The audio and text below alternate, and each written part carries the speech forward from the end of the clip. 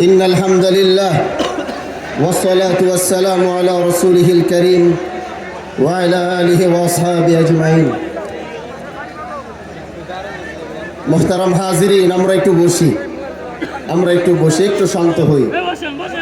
মাঠের আশেপাশে অনেক মানুষ হয়তো গরমে কষ্ট হচ্ছে, তাদেরকে অনুরোধ করব, আপনাদের কষ্ট তো সব সময় হয় না, মাঝে মাঝে একটু কষ্ট দেওয়া হয়।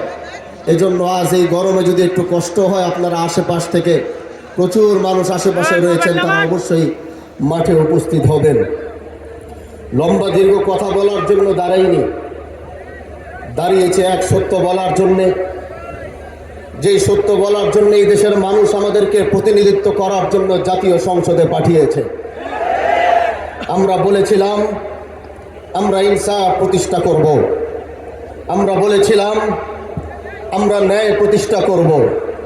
আর আমাদের এই আওয়াজগুলো, এই কথাগুলো এই দেশের মানুষ, আমার এলাকার মানুষ, তারা বিশ্বাস করেছিল এবং বিশ্বাস করে সেই শিবচরের মানুষ আমাকে ভোট দিয়ে আমাদেরকে জাতীয় সংসদে পাঠিয়েছে।